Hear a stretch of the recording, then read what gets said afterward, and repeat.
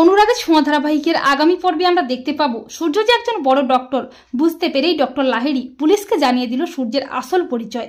হ্যাঁ বন্ধুরা, আমরা এমনটাই দেখতে পাবো অনুরাগের ছোঁয়া ধারাবাহিকের আগামী পর্বগুলোতে। মানসিক স্বাস্থ্যকেন্দ্রে সূর্যের কেবিনে একজন পেশেন্ট ভীষণ অসুস্থ হয়ে পড়ে। সেই রোগীকে দেখে সূর্যের একটু একটু করে মনে পড়তে থাকে কিভাবে সে মানুষের চিকিৎসা করত। সূর্য অস্থির হয়ে ওঠে। সূর্য সেই রোগীর সিনড্রোম বুঝতে পেরেই একটা মেডিসিন খুঁজতে থাকে তন্ন তন্ন করে, যে মেডিসিনটা দিলে ওই রোগী বিপদের মুখ থেকে বেঁচে ফিরবে। সূর্য যখন মেডিসিনটা কোনো মতেই খুঁজে পায় না তখন অস্থির হয়ে ওঠে। ওয়ার্ড বয়রা কোনো মতেই সূর্যকে সামলাতে পারে না। তখন নার্সের কথায় মাঝরাতে দীপাকে ফোন করে, আর খবরটা পেয়েই দীপা তড়িঘড়ি করে ছুটে আসে স্বাস্থ্যকেন্দ্রে। কিন্তু তার আগেই সূর্য সেই রোগীটাকে ইঞ্জেকশন দিয়ে দেয়। নার্স অবাক হয়ে যায়, আর দীপা এলেই সূর্য শান্ত হয়ে যায়। এমনকি সেখানে সোনারূপাও হাজির হয়। তাদের বাবাকে দেখে অবাক হয়ে যায়, কিন্তু সোনারূপাকে চিনতেই পারে না সূর্য। আর সোনারূপা সূর্যকে বাবা বলে ডাকায় নার্স অবাক হয়ে যায়। নার্সের মনে সন্দেহ হয়।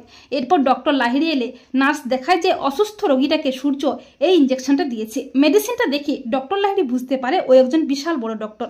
ডক্টর লাহিড়ী সূর্যকে বলে, তুমি কে বলো? তখন দীপা বলে, কেন স্যার, উনি কি করেছেন?